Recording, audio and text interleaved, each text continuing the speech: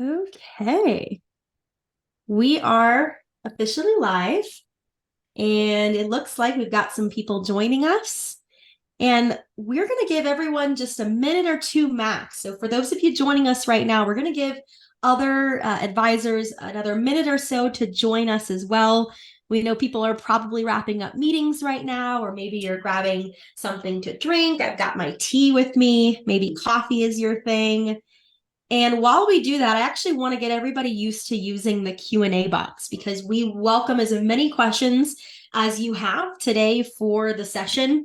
If you look down at the panel below where you can usually see, your video, or you can mute yourself, any of those things, go ahead and click on the Q&A box, folks, and let us know, where are you dialing in from? Where are you viewing our webinar from? I'll start. I'm in Denver, Colorado, and so excited to have some of you with us. John, tell everybody where you're calling in from. Omaha, Nebraska. Nice. And we were just talking about how there is a lot of fintech, financial services in Omaha. John taught me a few things I did not know. And it looks like we've got Julie. She is dialing in from Chicago. Ken is in Rochester, New York. I'm sure it's so beautiful in both of those places right now with fall.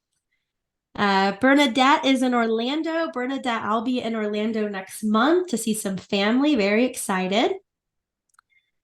So thank you all for letting us know where you're dialing in from. And it looks like we're about Ken, DFW. Very nice. We're about 2 minutes past the hour. So I think what we'll do, folks, is we'll go ahead and kick this off. We have so much good content to share with you today, and we are truly excited about it. This is recording, so for any reason you cannot make the full session, which I would think about 45 minutes, we should be able to cover everything. Just know that you will get a recording, but there's nothing like being here with us live. If you can stay with us, we would absolutely love it. I'm going to do a quick intro to myself, the topic at hand, but before I do, just some housekeeping. We will have a live Q&A at the end of the webinar, so feel free to use this Q&A box that some of you have already been using, and add as many questions as you would like. We will have a dedicated time at the end to go ahead and answer those.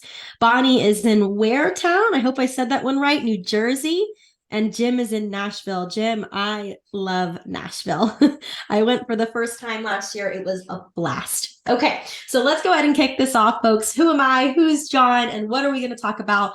First things first, we're talking about marketing machines, FA marketing machines. So advisory firms that have focused on building and scaling all of their marketing systems, and then how you're really staffing up to support that growth, to support all those new prospects, all those new discovery meetings with potential clients.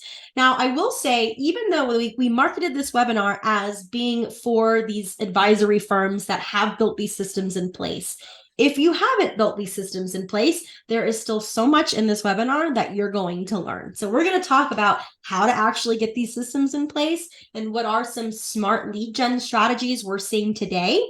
And then we're also going to talk about the staffing and the talent recruitment side. So if you're wondering who I am, my name is Diana Cabrices. I'm the chief evangelist here at White Glove, and I've spent the last 5 years of my career focused solely on helping financial advisors market their businesses through many different channels, many different mediums. I've seen what works. I've collectively probably supported thousands of advisors across some of the biggest firms and some of the smallest firms. So whether you're a solo advisor or you're a big company and you're growing quickly, more enterprise style advisory firm, I've probably worked with you or somebody like you along my career. And then I'm joined here by John Duncan. So John is the CEO and co-founder of AdvisorSeekers.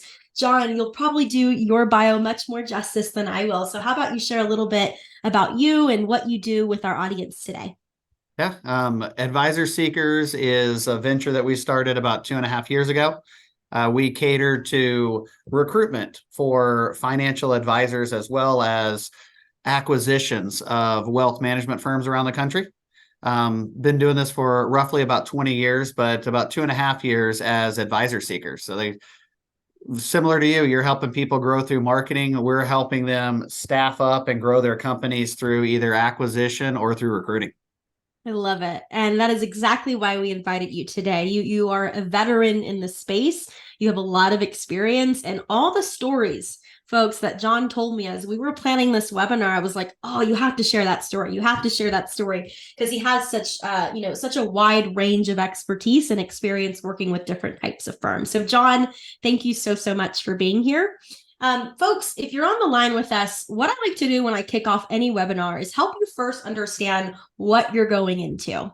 So what are you going to learn? What will we actually cover? And everything's going to be very segmented, right? We like to make sure it's organized content because we know there's a lot on any financial advisor's plate, right? You're probably worried about, yes, business development, but you've also got clients and client service and client events and doing these meetings, annual reviews. There's always a lot on your plate. We know that you are asked to do a lot as a business owner, not just be an advisor, but truly run a business. So with that said, let's get really clear on what we're going to cover. So the first thing that you see on my list here, which you might be scratching your head at, is the chicken and the egg growth conundrum. Now, what do I mean by that?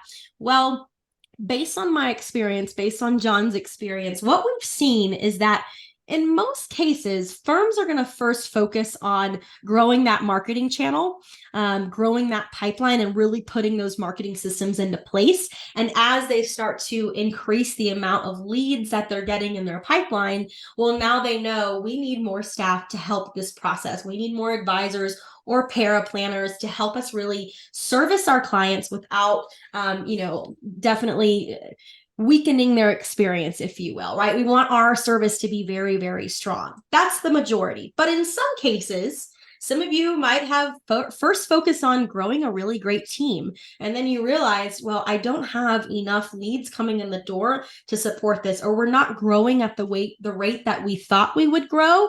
And now we really need to figure out how to focus in on the marketing systems. So whether it's the chicken or the egg coming first for you, I'd say the majority of the time the chicken comes first, but for some of you, it might not. And this entire thing is wrapped around growth. You can grow your company externally, right? Growing your client base, but then you also need to grow internally to support that. So those are the next two bullet points. We're going to start with external company growth, right? The different ways that we're seeing advisors grow their businesses through marketing. And we'll talk, of course, a little bit about White Glove. For any of you who are here who don't really know what White Glove does, and you're curious to learn more, you will understand a little bit more about our systems and you'll learn from it, whether you use White Glove or not.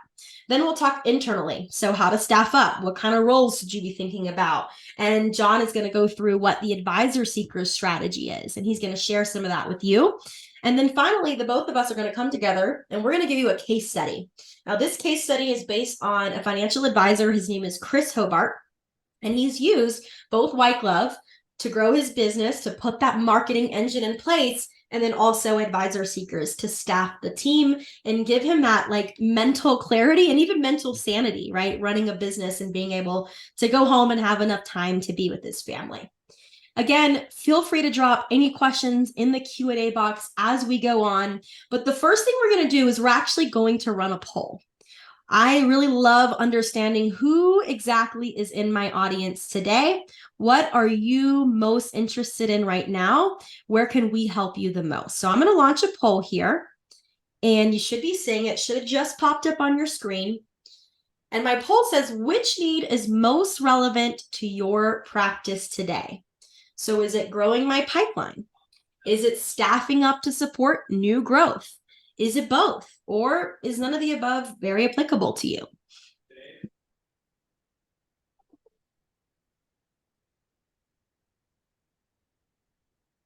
So we're getting a few answers. I'm going to give just maybe 5 to 10 more seconds. For those of you who are engaging with the poll, thank you so much. It's really good to hear from you. And looks like we're probably leveled out at this point. So I'm going to end this and I'm going to share back with all of you what your peers on the line are also needing today. So it looks like the majority of you want help growing your pipeline. And I'm truly not surprised to see this. I think, marketing is an ongoing thing. Marketing is ever evolving, right? So you're probably always looking for new strategies or ways to modify what you're currently doing. So that's awesome, because that's where we're going to start today. But then the other half of you, it looks like, or a quarter of you, staffing up to support new growth. And then also a lot of you need help with both. So this is awesome to see. John, I don't know if you're feeling as excited about this as I am, but I say we hop right into the content. I'm excited. All right. Okay, I'll stop sharing that. I'll clear that off everyone's screen. Let's go ahead and start with the marketing side. So we're going to start, and again, I'm calling this sort of external versus internal growth, just to help you kind of understand and segment this. But really what we're talking about here, folks, is from prospect to client.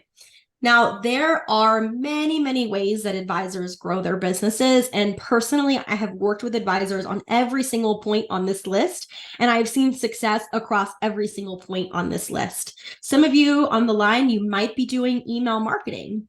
You might be using a system like White Glove to nurture and engage your prospects over time. You might be using some of the other systems out there, the FMGs of the world, the Snappy Krakens of the world. Some of you might be focused on SMS marketing. Now, what is that? Text message marketing.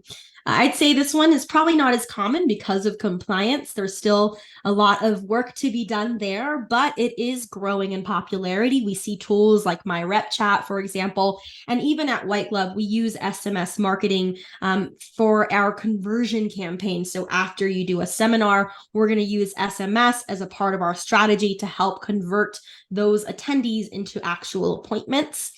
Some of you might be focused on SEO. So maybe you're blog writing, you're answering those most frequently asked questions that you get from your clients to then attract more prospects, which, by the way, is a really good strategy if you're looking to attract similar types of prospects as your clients. You might also be looking at web listings and getting yourself on a directory that already has really great SEO. Shout out to Wealth Tender. There's some other ones as well in the space that are growing. You might be doing educational events, and there's a reason this one is highlighted, folks. We're going to talk about it in just a moment.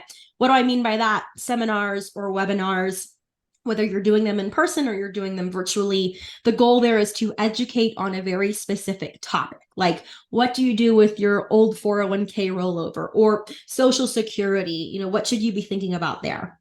Social media, digital ads, traditional ads, TV, radio, mailers. I work with a lot of advisors who used a combination of both traditional and digital ads. So, for example, they went on TV and they said they had this really awesome guide on 401k rollovers, for example, had the QR code pop up on the TV, and then anyone watching could just scan that with their phone, and now they're getting into their pipeline to download this guide. But now they're going to be dripped on with email marketing to eventually become a real viable prospect or client. So many different ways, but again, we're going to hone in on educational event marketing. Why? Number one, because this is a very popular style of growth for advisors, especially post-COVID. This is blown up. But also because this is where White Glove plays in this space and does it really, really well. Having hosted over 30,000 plus advisor seminars over the years, White Glove knows a thing or two about them, and I'm going to share some of those tips and secrets with you. Now, before I go to the next slide, John, is there anything from your perspective, your experience, what you've seen when it comes to these growth channels?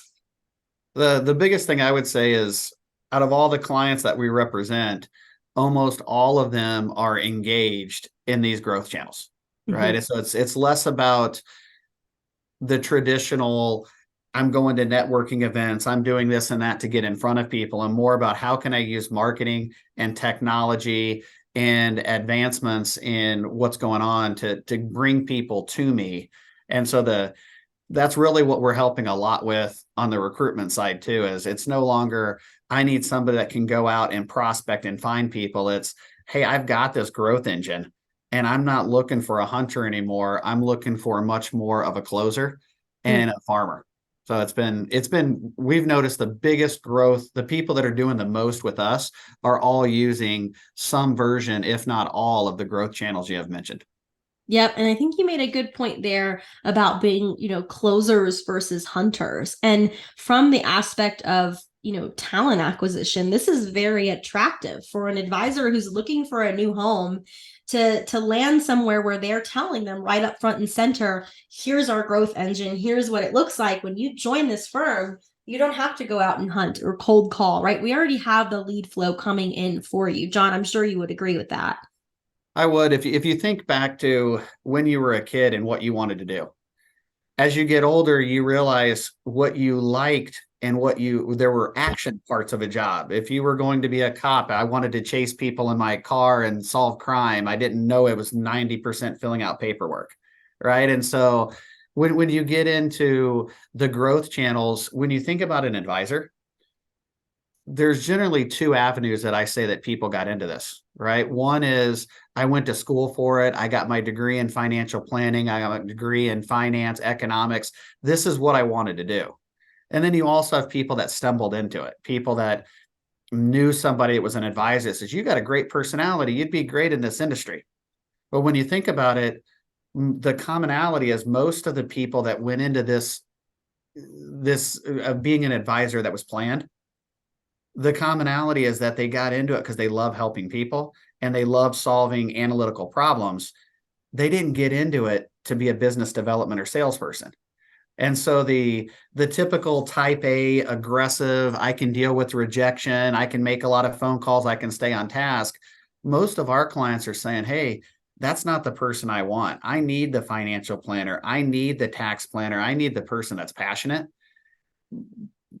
The growth channels are what makes that happen. Now I can get a really good advisor who values my value proposition, which is my firm gives them the people that they want to help and work with versus, hey, come over here. We need you to be that hunter, that rainmaker. You couldn't have said it any better. I think the kind of eye-opening piece here, right, is you're not just marketing to gain new prospects. You're not just marketing to your clients for client experience, but you're also having to market to potential talent, right? Don't forget to really put this front and center that you've built these engines for your business, that you have this consistent pipeline growth, because that is what talent wants. And the best talent, right? They don't want to land at a firm where they're going to have to start from scratch. They want to land at a firm that already has these great systems in place. So, John, thank you so much for sharing that important perspective here when we're thinking about marketing. So let's hone in on educational event marketing. Now, I don't know if any of you on the line have heard of the Future Proof Festival, but I was there just a month ago in Huntington Beach. It's a really exciting, they don't like to call it a conference, but it's a conference for advisors and for the overall financial services industry. And one of the keynote speakers was Michael Kitces.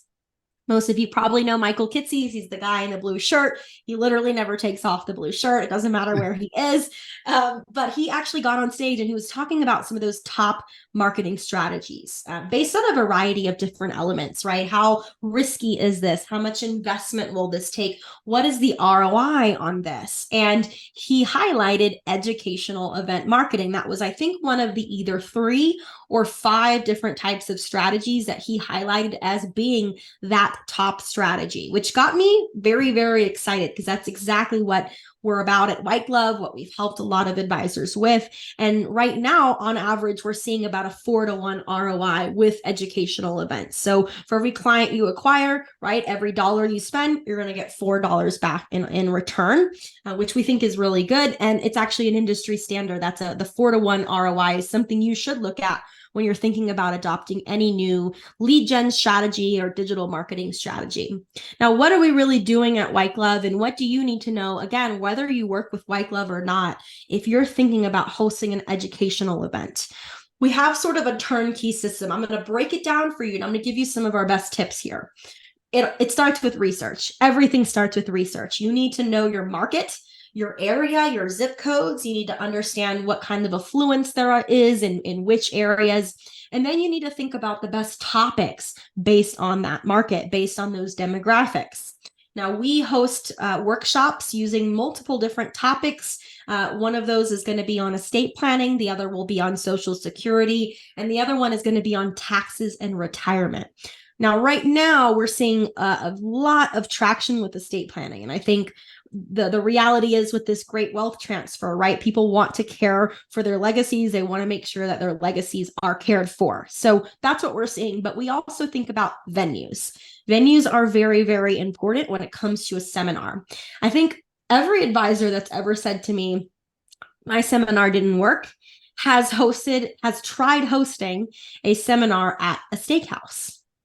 And that is just not what's going to get you the results anymore. In fact, we don't do steakhouse seminars at White Glove for our advisors whatsoever. We think it attracts some of the wrong people and it kind of gives the wrong incentives, right? What is really drawing them in? Do they need this education or do they want that free steak dinner?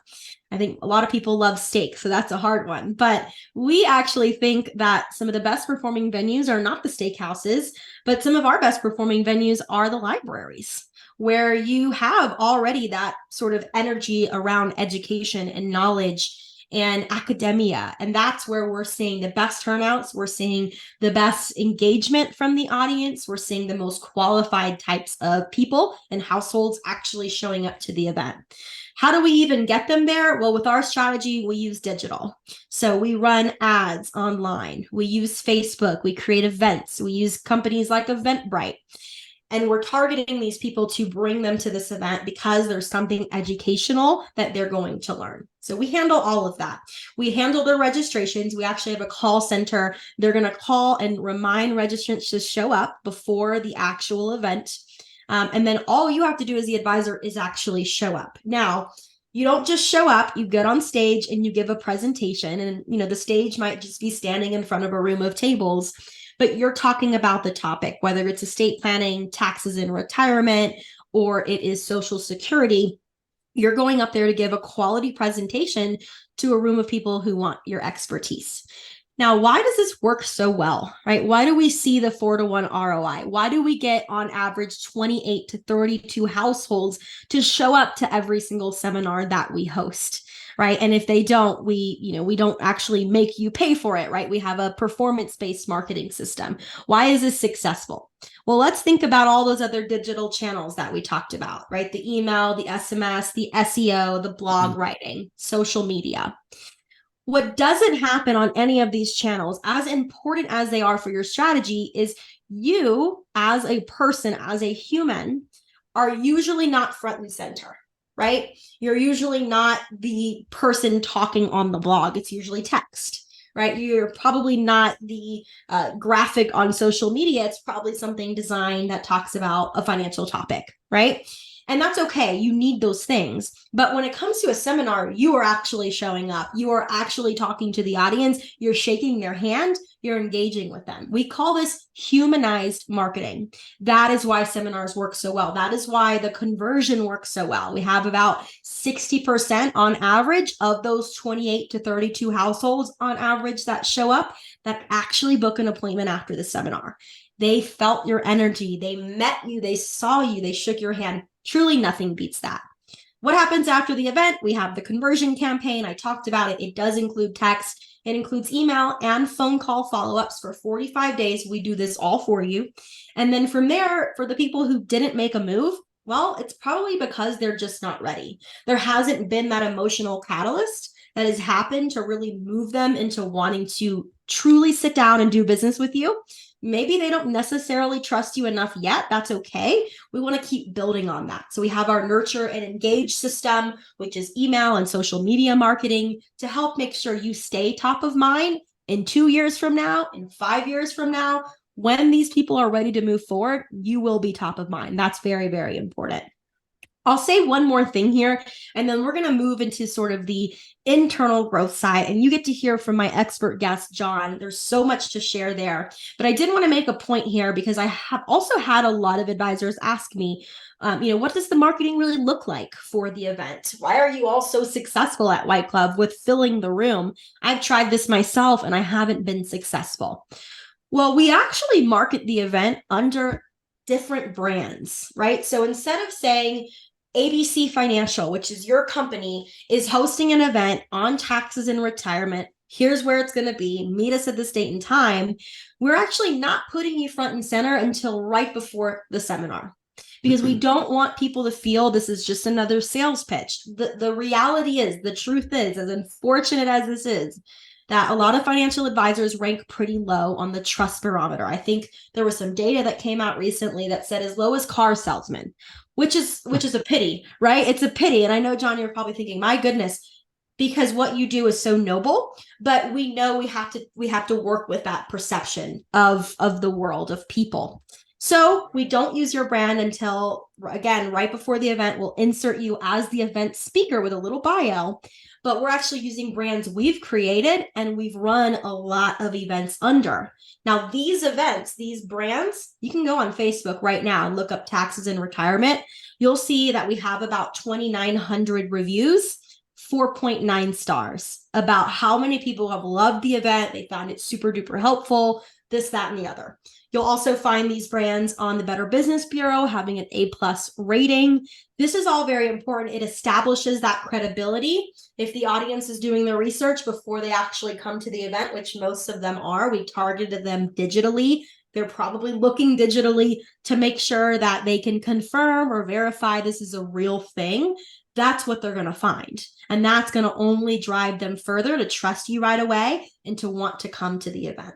So again, some of our strategy, best performing topic, estate planning right now, just due to the nature of this great wealth transfer. And then also best performing venue is a library. So highly encourage you to consider that if you think about doing seminars. Okay. Now, I'm not going to talk for a little bit, and we're going to move over to John, who's our expert guest, and we're going to talk about internal growth, staffing up for scale. Now that you've created these systems or you're working on these systems, well, now you need more human capital to support it. So, John, I will hand the mic over to you to talk about the advisor seeker strategy. Awesome. Thank you. It's funny what you had said about the neutrality of White Glove and the fact that you're not branding for a specific advisor. We do the same thing on the recruiting side. A lot of people ask, what do you do different than what we do? And part of it is human nature is to judge a book by the cover. Yeah. So if I find out that Morgan Stanley is hiring for a person in New York City, I have preconceived notions of who that is. Same thing if it's an ABC RIA, right? So it's part of what you're doing is when people have conversations, whether it's about their finances, whether it's about their retirement, whether it's about their career, they want neutrality. They want someone that can give them a variety of options. So the old way of recruiting was more of, hey, we're going to put an ad out there, whether that is in the newspaper, and then it moved to the internet. And then for a while, you heard people advertising on radio stations and where they would go. The bottom line is they were looking for people that were in so much pain that they were actively looking to make a move. Most of the people that you want, when you think about yourself, you hear people that are willing to go through quite a bit of pain before they become active. Most people, when they become active, they're escorted to the intersection of change, right? Hey, you got a U4 violation. Compliance no longer wants you here. Hey, you're halfway through the advisor trainee program and your numbers don't look attractive enough for us to want to keep you. So you're going to be exited again. Or I didn't get a review that I wanted. I didn't get a raise that I wanted. I didn't get the position that I wanted. Active candidates aren't bad. It's just the question of they only represent a certain segment of the marketplace. The people that we're trying to target that we like to work with are the passive candidates. The passive candidates are the ones that say 80% of my job I love, 20% of my job I don't. And it's about identifying what that pain point is and identifying about how the client that we represent or the potential solution would solve those pain points. So very similar to kind of what we're talking about. We never advertise who the firm is in the beginning that we're representing. We're just saying, hey, we have a great opportunity and we're proactively reaching out to people. And it's the ambiguity. It's the unknown that generates the excitement, right? Whereas if we tell them who it is, if we say it's White Glove, then they're going and looking on the internet and seeing more about White Glove and forming their own opinion. We don't want them to do that. We want to find out what their pain points are. We want to show them how we solve those pain points. And then once they figure all that out, who the company is doesn't matter as much because you've gotten past the concerns and the preconceived notions. So we've got a process that we actively follow for it. But the biggest secret is we're going after the people that are open to listening, but not actively looking versus the people that are saying, hey, I saw this out there. I'm unhappy where I'm at. Can we talk? Yeah, and actually when you started talking, I realized I actually had it swapped. So for those of you who thought, what happened there? I thought it said the old way was passive.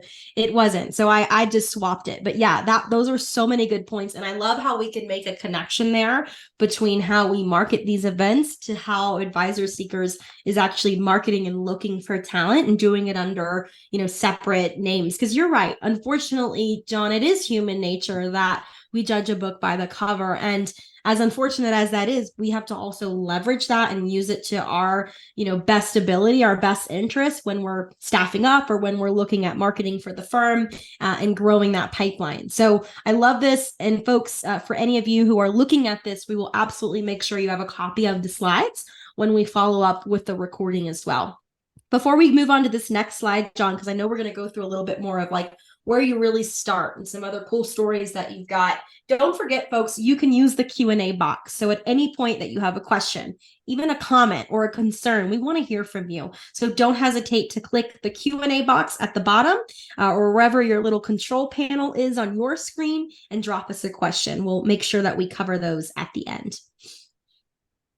All right, back to you, John. Awesome. So the process that we follow on this side is it's a 5-step process. It's discover, develop, search and screen, present and close. So the discovery process is where we do the most of our work. We've got a team of people that when we're finding out what you're looking for and really listening to what is the real value proposition of your role, what sets you apart. I like to say there's a person for every chair. And it's a matter of identifying what is going to resonate for you and what is going to make an impact for you, and then going and identifying that. Most of people that we deal with, their biggest proposition, their biggest problem, I guess I would say, is that they don't know how to identify their value proposition. I'm working with a guy in Connecticut, and I tell him, I was like, you don't understand how intimidating you are. And he's like, what do you mean? I was like, well, you don't use 10 words when 5 will do. You're very direct. That's appreciative. That's a common trait of a lot of key executives. But at the same time, you're looking for a lighter end 2 to 5 year person, and your communication style can be viewed as intimidating and come off as I guess intimidating is the best word to describe that. But advertising that to say, hey, what he really wants is somebody that is an up and comer that knows where they want to go and is going to get there at all cost. How to identify that and say, when you're talking to a potential recruit and being able to express that value proposition of what they're looking for, that's a big deal. So discovering what are you looking for, how is that going to impact you, and how is that going to be a value proposition to the potential recruit? The next thing we're doing is going into a marketplace and we're developing a list of people. We have a team that uses a variety of databases. The databases and then also lists that we've created over the years that help us identify people in our database that would be a potential fit. But we're trying to figure out, hey, out of the 1,000 advisors that are in Chicago, what are the 100 that are going to make the most sense? So once we have that list, now it's a matter of going through that network and talking to those people, right? It's how you get them on the phone is how you get from the initial conversation to identifying the value proposition to screening them to make sure that it really fits what our client's looking for. Then obviously, once we get them through the vetting process, it's presenting them. It's showing you, hey, here's who the person is and here's how they fit, taking them through your interview process and then helping you close. A lot of people that we deal with are boutique wealth management firms. Even if they're part of a larger entity, they represent a subset of that entity, and they're often type A drivers that get things done, and they generally don't appreciate at the full level process. So I met a person, I'm ready to make them an offer. And I can't tell you how many times, wow, you found us this person, we've interviewed them, they're on their second interview, let's make them an offer. You can't do that. Why? Think about what you're hiring. You're hiring a person who gets paid to evaluate risk for people for their living. You are a business owner. You make that decision quickly. You need more steps. This person hasn't formed their opinion, and you're going to scare them if after one or two meetings, you're ready to make an offer to them and bring them on board. So that's really what we're helping you do, is discover what is your value proposition, who's the right person, developing a list of people that would fit that, proactively reaching out to them and screening them, getting them in front of you in a way that you understand what their value proposition is to you, but you also understand what their pain points are and what they're looking for, and then helping you get that person across the finish line and closed. Mm-hmm. So really having a process, not jumping the gun, being very strategic about your approach. And I love this, 5-step process here. Just you going through it. I'm sure so many people on the line have realized, oh, there's something that I was actually doing that you said not to do. So I think just being strategic, having a strategy is so important. John, I'd love for you to share just some of the maybe numbers. Like, you mentioned that you guys have access to these databases, right, on any given month. Like, how many calls are your team making, or anything else that you want to share with the audience? Yeah, some of the stuff that we do is specialty stuff. Several years ago, we found the head of Israeli bonds for the state of Florida. And how did we do that? Well, we didn't have a lot of research around that. So we went out and purchased information of financial advisors that were involved in activities that would have an affinity to that specific area. And we were able to identify the right person. But through that, over doing this for years, we've accumulated quite a bit of data. But whether it's Facebook, whether it's LinkedIn, whether it's social media, we use all of those, but it's more about how you get there, and it's a lot of legwork. There's not a lot that we do that other people couldn't do, but it's a question of identifying what you're good at and what you specialize in. And there's a beauty to being able to turn it on and turn it off. Could I go hire some high-end marketing people that could replicate what White Glove does? Of course. Is that the best use of my time?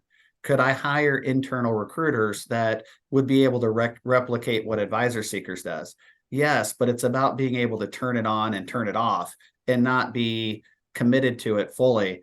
So when you look at like the last 3 months, we placed 35 positions. But in those 35 positions, it's the amount of work that went into it. We made roughly 10,300 cold calls to potential recruits for our clients.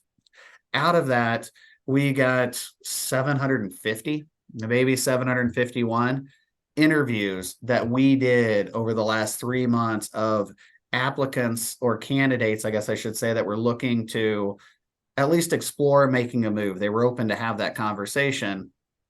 That resulted in 301 interviews for our clients. So when you look at those numbers, here's roughly 10,400, let's just say, of amount of effort and energy that went into just the initial conversation to start it. Out of that, you drop down from 10,400 to 700, right? 749, I think, was the exact number. That resulted in 300 interviews that resulted in 35 placements of financial advisors. Now, those were the financial advisors. That doesn't include the other positions, but when you look at just financial advisors, which is what most of our people, I think, are interested in today, those are pretty big numbers that you have to go through. So when you're doing it yourself and you're looking at this and going, how it becomes an overwhelming number. And that's where you want a business partner that can help you navigate that and get you down to the out of the 10,400, did you want to do that? Or do you want to only talk to the 300 that are ready to have the conversation? That's the value prop. Absolutely. And you said it, it's a business partner, right? And so when you were talking about like, could you hire internally to create your own staffing agency internally? Could you, build out a marketing team internally? Sure, you could. But when you need to dial it down, like you said, or turn it off, turn it back on, it's so much harder to do that when now you have the livelihood of these people under your roof, right? You've got these employees now who rely on this paycheck, who rely on the stability, even though there might be some seasonality to it. Or again, you just need to turn it off for whatever reason. And I think, and this isn't even just applicable to advisors. I've seen this on the tech side, having worked at multiple tech companies in my career. I've seen that jump to let's hurry up and let's build these teams. And then something happens and we have too many people. Now people are getting cut, right? Whereas if we would have just outsourced to a consulting firm or an agency of some sort, it would have been such a different outcome for a lot of people. And I am a huge fan of outsourcing and of having these partners that have worked with advisors in the space, worked on these, particular marketing strategies and can do it for you at, the sort of speed or traction that you need it. So love what you had to share. I think 10,000 calls, right? There's a lot of firms out there that would love to have you making those calls for them rather than having to do it themselves. So there's a lot of power in that number that you shared. And for any of you who might be thinking, well, what's your pricing strategy or any of those other questions, because it looks like we're already getting some questions in, don't forget you can drop a question in the chat. We're going to get to that in just a few moments, actually. So let's talk a little bit about the case study piece. So when John and I were planning this webinar, we said, let's find at least one advisor because we have a lot of overlap between White Glove and Advisor Seekers. But let's find one. Let's kind of talk about this one advisor and what their experience has been like. And I'm going to talk about Chris Hobart. So Chris uses White Glove and he also uses Advisor Seekers. He's worked with us at some point in the past or another to get help with both marketing growth and team growth, right? Talent growth. And so we've got some numbers that we're going to share with you. Now, this data is between 2019 and 2022. And between 2019 and 2022, Chris has built up his practice to be around 268 million in assets under management. Now, before he got to that number, he knew he needed to have some growth strategy. So he came to White Glove. And over that time period, he hosted over 58 workshops with White Glove. That's a lot of workshops, but it's happening over a 3-year period. Out of those 58 workshops, he had about 2,319 leads. So those are really people who are just registering for the actual workshop. And then out of that, we saw an average lead and attendee. So we see about per workshop around 40 leads and per workshop around 20 attendees. Remember, on average, we see about a 60% appointment rate out of those who actually attended. On average, we do see around 28 households that show up. So when we look at Chris's numbers, he was pretty close to being on average there. I have a few other numbers here that I wanted to share. I didn't want to throw up all over the screen with a lot of numbers because I know that can be overwhelming, but he was focused on hosting taxes and retirement seminars and social security seminars. So what were his numbers looking like there? I have no idea why those balloons just popped up on my screen. Did you see that or was that just me? I saw it. Okay. So something wants me to celebrate. Maybe we're celebrating Chris Hobart right now. But he got, for taxes and retirement, the average net worth of the attendees, of people who registered, 426K. That's a rough lifetime value for Chris at around 85K.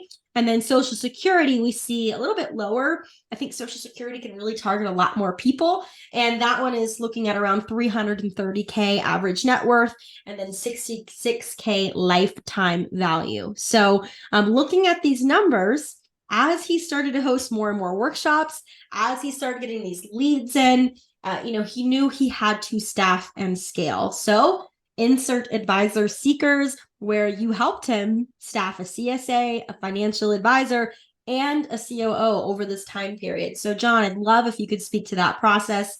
How did that play out? What kind of work did they offload for Chris, and how did Chris feel about it? Yeah. A lot of our clients start off, it seems like similarly, right? I got into this industry and maybe I was working for a wirehouse or a bank, and I pretty much realized that working for somebody else wasn't necessarily the way I wanted to go. And then they generally build their practice to a certain point, and then they realize, hey, I've plateaued a little bit. And then the common denominator is they partner with White Glove or some other engine that helps them grow. And their business goes from this boutique wealth management shop to more what you would call a legitimate business enterprise. Yep. So we've all been in the organizations where because I was a really good salesperson, they made me sales manager, or because I was really good at this, they made me this, and one doesn't correlate with the other, right? So what ends up happening? Well, you end up getting yourself and taking yourself from something that you were passionate about and you love, which is being a financial advisor, to now I'm a business owner. And so now the people, like everything I loved to do, I'm no longer doing what I love to do. Now I'm focused on running a business. So getting the right people in the right places is extremely important. And that's one of the things with Chris is as you're growing, one, he needed an advisor that would be able to handle some of the additional marketing and some of the flows. It's one thing if you're a bigger entity and you're saying, hey, your job is to go prospect and find stuff. If you don't have enough support to handle that business, who did it hurt? It hurt the advisor. Our clients are all spending money to get in front of these people.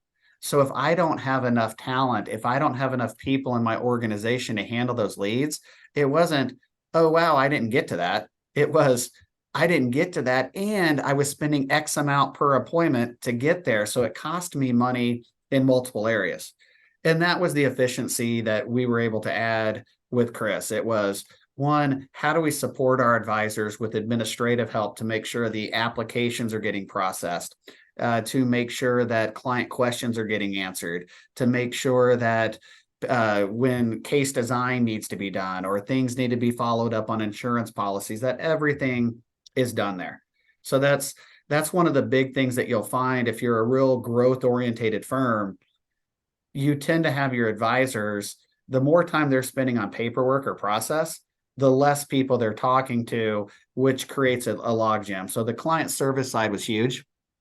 The advisory side was very big too. It's getting the right people. And that's one of the hurdles that I think from a staffing perspective that a lot of people run into. We want to hire the person that reminds us of us.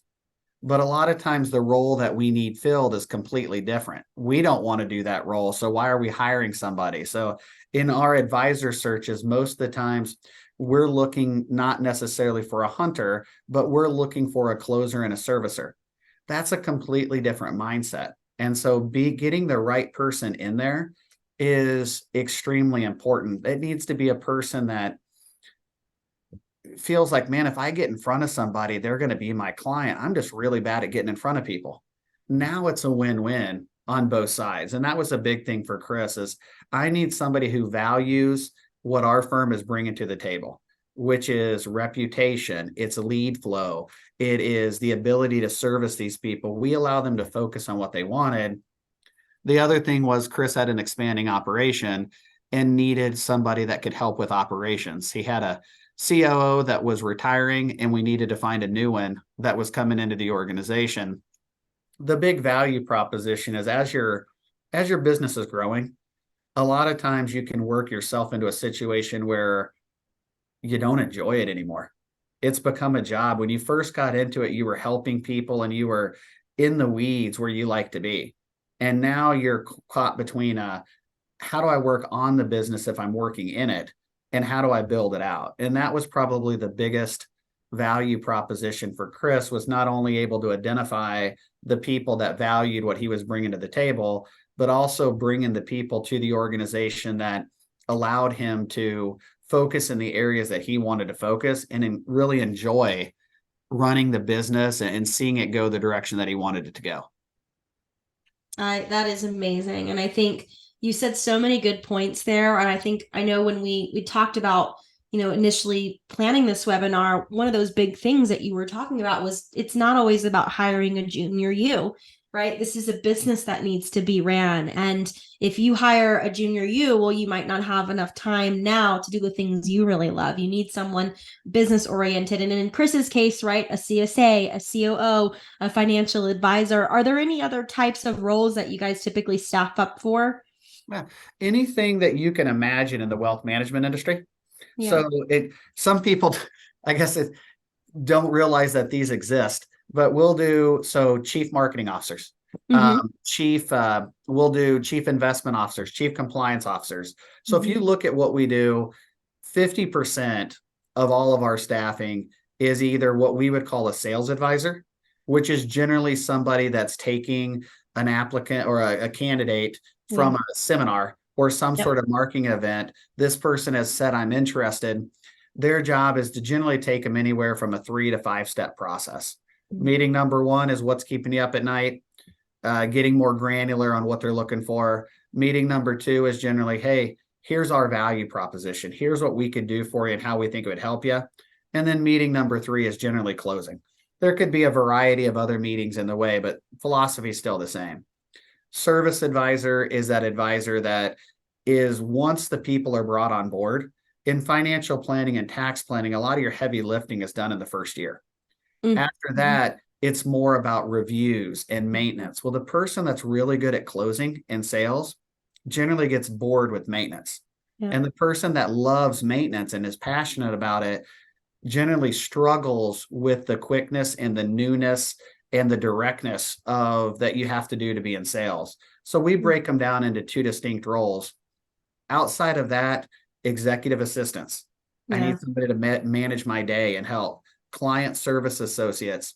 What a lot of people don't realize is we also get into appointment setters. So you have this seminar and it's done. Mm-hmm. 40 people were there, right? Let's consider them all couples. So 20 technical buying units were there.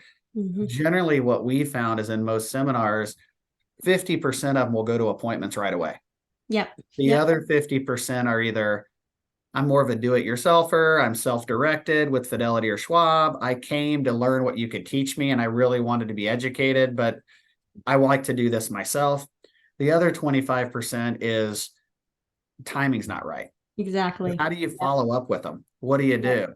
Well, we'll place the people there that are sitting there saying, from first appointment to second appointment, White Glove does a lot of this from that seminar point too, which is one of the value Mm-hmm. propositions of White Glove. Mm-hmm. At some point, you need somebody that's going to manage that process. How do you keep these people moving through our process? And so that's what we'll help with is staffing some of those administrative positions that are, I guess you could call it a little bit like telesales. I'm following up with people that we talked with 6 months ago that for Yeah. some reason didn't get moved forward. I'm calling people before the second appointment and reminding them, bring your bank statements, bring your taxes, bring this to this meeting, all of that sort of stuff. So when you think about it, it's really not limited to a certain position, even Mm-hmm. though the bulk of what we do is advisory positions. 25% is probably executive leadership positions. And then I would say the other 25 would fall into more of an administrative category. But we care more about, do you know what do you know the type of person that you want? And then we can go find it for you. Yep. Yep. Absolutely. And sometimes the need really is just that administrative role, right? Sometimes really you just need that executive assistant. And I think a lot of advisors are learning along the way. I think many of them probably understand relatively what they need, but there's certainly a subset that might not truly understand, like based on all these things I'm currently overwhelmed with, what do I need? And that's just another point to where advisor seekers can come in and help with that. So we are looking at just a few minutes left. We're going to do a Q&A, and I want to launch one more poll because we talked a bit about struggles, right? When it comes with doing staffing and finding new talent for your firm. So I want to just launch one last quick poll on staffing challenges. I know we spent a lot of time talking about this, but if you're willing to share, what is your biggest problem with staffing? Is it that you just don't have enough volume? There's not enough qualified candidates. Maybe you're getting ghosted by the candidates, meaning they're not responding to you. Compensation or benefits might be a place where they say, yeah, this is not right for me. or maybe you just have struggles closing them in general. So let us know if you want to answer the poll. We'd love to hear from you. I'm going to give this another 10 to 20 seconds, and then I'm going to share it back with everyone so we can all see what the response is like here from the audience. Okay. So it looks like we're getting a few more answers in. I'm going to give it about 5 more seconds, and then we will end this poll. 3, 2, and 1. Thank you so much, everyone. So what are we seeing? Around 33% of you are not getting enough volume, but the majority of you are not getting enough qualified candidates. And as you heard John talking about, right, those 10,000 plus phone calls, those big databases, you've got to scrape that. You've got to do the research, develop the plan. And that takes quite a bit of time. So I'm not totally surprised to see this. And then some of you, around 17% of our audience today, said compensation and benefits were an issue. So is there anything that you'd say to this feedback that we've gotten here, John? The probably the biggest answer we get most of the time is volume or qualified candidates, right? It's, hey, I put this out there and I got 20 people to respond, and only 2 of them were actually financial advisors, or 2 of them had experience here. When you put yourself in that situation, our world is very highly networked. So how do I know that responding to your typical employment advertisement, I'm sending my resume, I'm sending my information into kind of a black hole? You're going to find that very few people respond to traditional recruitment techniques when it comes to financial advisors. Now, other ones, if you're hiring for a client service associate, if you're hiring for a receptionist, if you're hiring for an executive assistant, you'll notice more flow there. You will get more responses through traditional. But again, it's a question of, are you reaching the people that you want to reach? Compensation and benefit issues. What we found is a lot of advisors aren't up to speed with the fact that over the last 12 months, everybody got a 30% raise. And so most people don't realize that. And so they're like, hey, this is what we offer. It's like, yeah, but that's what the drive-through person at Taco Bell makes now. Right. So it's getting it into reality of saying, it's not about what you want to do. It's about what's going to attract the right people. And so once you have that information, now you can make the right decision on, what do I need to do this? I tell people, throw compensation out the window. Like, give us a range, say, hey, here's what I can afford. And if we can find a person at the bottom end of that, that's great. But if it's at the higher end of it, you need to take that into consideration and think about that. Benefits, if you don't have them, which, let's face it, there are plenty of our clients that have 5 employees and 3 of them don't need it, and they just don't qualify for the traditional healthcare plan. You need to think outside of the box there. Then let's set up my interview process. Are benefits important to you? Actually, yeah, I carry benefits for my family. Great. Let's get you a few insurance quotes so I can show you we don't offer insurance, but I'm happy to subsidize some of your expense, which can actually be better because instead of having to fit into your plan, now they can get a plan that's tailored to them. And so you've taken a negative and turned it into a positive. I love that. Those are amazing tips. I'm sure the audience loves that as well. Let's do a quick wrap up of what we learned and then open it up for Q&A. We've got some great questions here.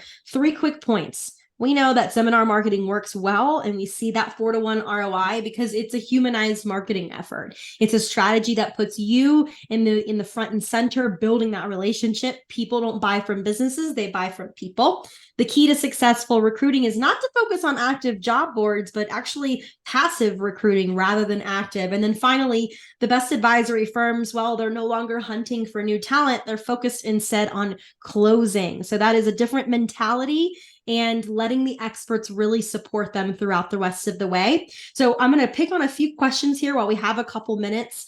We got one here from Julie that says, are the seminar set appointment ratios of 50% the same for webinars? So we usually see on the seminars, Julie, around a 60% appointment rate for getting those appointments after the seminar. With webinars, it drops down to about 40%. And I think a big reason for that, again, is because when you're there in person talking to people, really nothing can beat that. And the trust factor that really brings up. I'm going to leave this slide open, by the way, for any of you who might have to jump right now and you're interested in learning more about Advisor Seekers and or about White Glove. And then it looks like we got another question here on White Glove. Does White Glove charge for workshop no-shows? This is a great question. I kind of referenced it earlier. We have a performance-based marketing system, which has not been done really before in this industry. And you're welcome, Julie. Thanks for coming. We only charge for the attendees that actually show up. You're also going to get the contact info for all of the no-show attendees. I guess you wouldn't call them attendees, but the no-shows that did end up registering. So you're still going to get that data so that you can follow up with those people. And that's really important. And then it looks like there's a question here for you, John. How long will the staffing process take? Yeah, one of the reasons that we love working with White Glove is your performance model. We're the same way on our side. We're contingent based. So we don't charge you anything unless we're able to fill the position, which kind of puts your money where your mouth is. The staffing situations will be generally within 48 hours. We've identified the market and our team's built the list. Within 10 business days or 2 weeks, we want to have candidates in front of you.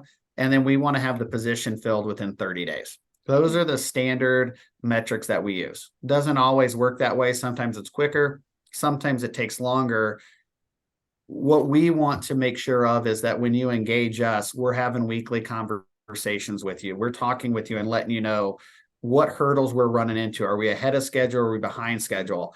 I always take the approach as long as I'm being communicated with and I know you're working on it, that's great. But our goal is we want you ready to have that position filled within 30 days. Absolutely. That's awesome. That's a great turnaround time. And we have another question from Andrea. She says, can advisor seekers help a firm create or brainstorm a proposed position, such as pay, benefits, retirement, growth expectations? Yes. We do it slightly different. If you've ever worked with the compensation company, I'm not a big fan of it. I view it as they're trying to fit me into a box. So when you tell us what you're looking for, we're going to go through our database and all of our information and find candidates that meet or have the credentials and the experience that you're looking for. Sometimes you got to get a little Frankenstein and move people together. But once we have that idea, we can say, look, here's 6 people that could potentially work for you. Now, you may want them in Chicago and they may be in LA or Omaha or Baton Rouge or who cares where it is. But now you have something tangible. Say, yeah, that's what I'm thinking. Let's go find that here. The secret is not having too big of a preconceived notion. Have an idea, have a blueprint, and then the rest will work itself out when you find the right person. That's awesome. I think we might have time for maybe 1-2 more questions tops. I know we're over time, but it looks like most of our audience is still here, which is exciting. So Stacy asked, do estate planning seminars require an attorney to be present? The answer here is no. And you don't have to be a complete expert in estate planning. We're actually going to coach you through the entire thing. We've done this several times for many advisors. Now, we do have some advisors, Stacy, that love having an estate planning attorney with them on the stage. I've heard some of their stories. We just hosted Host You, our annual conference for White Glove, where we talk a lot about these seminar strategies, best practices. And we even had a few advisors give a sort of dummy estate planning seminar live at Host You. Some of them really like having an expert. I've heard other advisors who say, I don't want the attorney there with me. I want this to be for me. I know exactly what I can share. I have a presentation. It works. And, when that time it comes to pull that person in, to pull that attorney in, whether you're doing it through a relationship or through an estate planning technology, which is now very up and coming, they will do that. So it's really a preference thing, but we're going to coach you through the entire process. And then looks like Mirjana, I hope I said your name right, is she says, or he says, what about webinars instead of in person? Same concept, right? You can have an attorney with you on a webinar, or you can decide that you want to do it on your own. We do both at White Glove. We help you with seminars, we help you with webinars. So we're happy to coach you through regardless of the platform that you decide on. And then Andrea has another question for you, John. And she says, how many advisors recruit remote advisors? Maybe not working directly in the office of the firm. Is that recommended? We have probably 20% of our clientele does that. A lot of our clientele is a more mature demographic. And with that, a lot of them, what's surprising is a lot of them have embraced technology, but they haven't embraced virtualism. And COVID helped with that a lot. And so we have a distinct group that is like, why am I spending all this money on expensive real estate and stuff like that when my client really doesn't want to drive from one side of Chicago to the other anyway? So they're started to realize a lot of them are the ones that have embraced it fully. 75% of them, 50% of them are definitely in the office every day. This is the way it works. 25% of them probably have a hybrid where, hey, on Mondays and Fridays, you can work from home and do your planning. On Tuesdays, Wednesdays, Thursdays, you're in the office. And then others have fully embraced it. But it's still a small demographic that have fully embraced it. And I haven't seen a benefit to one side or the other, right? It really matters on what your preference is. And I've seen success on both sides. It's the ones that are doing things that they maybe don't fully commit to that tend to be throwing good money after bad. That makes sense. Yep. So again, based on preference, the candidate in question, the firm that's actually in question here, a lot of different factors there. That makes a lot of sense. Andrea, thank you for asking so many questions. It looks like we don't have any other questions, and I know we're 5 minutes over. So folks, if you want to learn more, if you want to talk to John directly, he's got an email here on the screen, jduncan@advisorseekers.com. And then I know if you go to the Advisor Seekers website, their phone number is right front and center, which to me speaks volumes about who they are and the type of business that they run. With White Glove, feel free to go to my personal link, whiteglove.com/Diana. Learn a little bit more about me, my role with White Glove, and the seminar program that we talked about. You can book a meeting directly with our team on that page and learn more about the seminars and the webinars. This is an amazing time to start humanizing your marketing, to start getting front and center, to use your voice, your energy, the person that you are. When you think about all the digital strategies we have today, they are so crucial. But what can you do to be different in your marketing? Well, in my best opinion, it is to be human, to get out there and talk to people and shake their hands. There's nothing really that can beat that. So John, I want to thank you for coming and joining me today, spending this hour with me, giving all of your expertise, your knowledge, your strategies. It was incredibly helpful. Thank you so much for being here. Thank you for having me. All right, folks, we'll see you on the next webinar. Have a wonderful day.